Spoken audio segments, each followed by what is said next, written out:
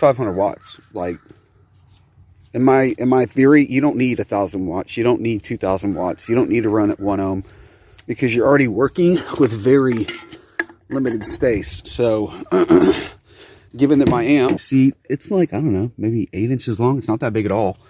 The woofers are in. This is actually a Chevy Silverado box, and I just lightly modded it to fit with these guys. And my transmission tunnel is so huge. I need to move them back a little bit, but that's what they look like. I'm going to play it for you here in a second because it was a smashing success. So with my downfiring Fosgates with the amp on the same settings, you could just hear them bottoming out. They were kind of distorted. They just, overall, they didn't sound that good at all. And they honestly sounded like they had a little too much power hooked up to them. Granted, I could have turned down my amp a little bit to where I could get more efficient sound out of them. But, you know, that's kind of boring, and I rarely play it loud just because with the downfiring 12s, the rest of my sound system definitely outran it because I have 4 tweeters total. They're horn competition tweeters.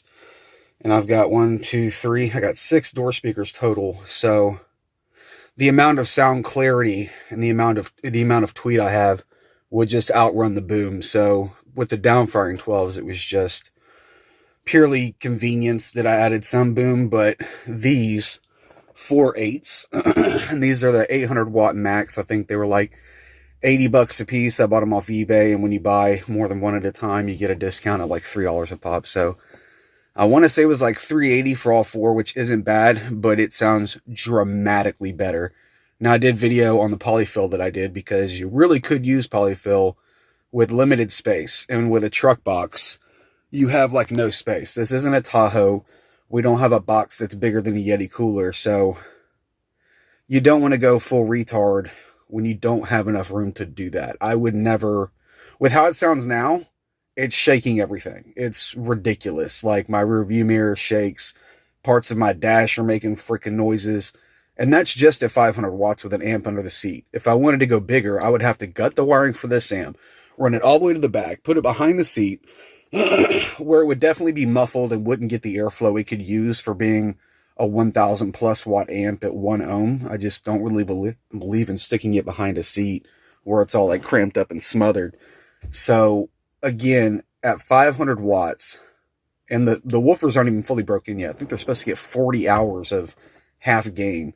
But if I turn this thing up, it's ridiculous. It's at least 3 times louder. And not only 3 times louder, but the other thing is the sound quality. The amount of fluff that I have in the bass altogether. It's way more dramatic of an upgrade than I ever would have thought it would have been. So I wasn't just going to throw a new Fosgate downfiring woofer in. These aren't shallow mounts. The Fosgates had to be shallow mounts because of the type of box. This is a Silverado box, but I got this box specifically because the ports were the biggest I've seen on any. You can't even get this box online. I had to get it through a guy on Facebook at a pawn shop down south in South Florida somewhere. So I'm going to play it for you real quick so you can hear it. And then I might even whip out the DSLR camera with a nice mic on it and hopefully get some better sound quality. Because all the videos I watched of 4 8s on YouTube, they were pretty much doing cell phone video, which really didn't get a lot of the good sound for you. So here we go.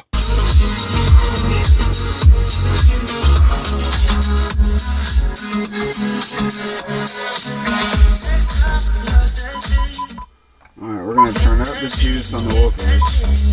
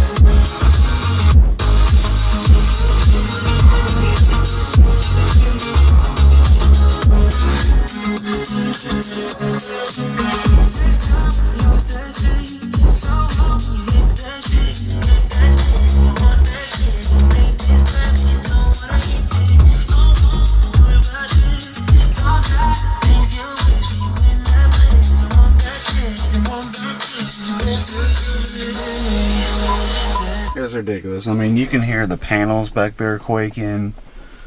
I don't think you can see the review shaking that much, but it's freaking loud, and it's not even really turned all the way up. But I mean, any louder, and it's just kind of vibrating like the whole world.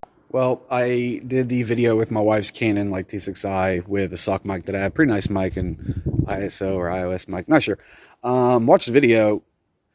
The audio will pick up like the dashboard vibrating. You can see like my alarm link vibrating on my rearview mirror. You can see the rearview mirror vibrating, but you can't really hear the bass on it. It's crazy. You can hear the truck vibrating, but you don't hear just a fluff. Like literally it felt like my hair was moving back. Matter of fact, my hair is messed up. It wasn't like that a minute ago, but hopefully it shed some light on it. Again, it's plenty loud for what I want to do. If I want to go louder, go down to 1 ohm, go more wattage, then I would have to gut the wiring from under my seat, probably get a new wiring set because there's no way it's coiled up under my seat long enough to go back behind my back seat, then put a massive amp back there, which I have up in the attic, just to go to more sound. And honestly, at this point, it's already pretty violent. Like when it's up and it's beaten, it like vibrates everything. Plastic pieces, plastic trims, the dashboard, my radio bezel, the rear view mirror. It's plenty for what it is. Like it's freaking ridiculously loud for just a 500 watt amp. And I think my amp is up like halfway.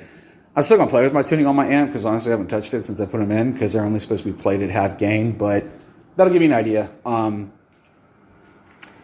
I think I spent like 180 on my first box that was down firing. Then I had to put ports in it because it just sounded like garbage.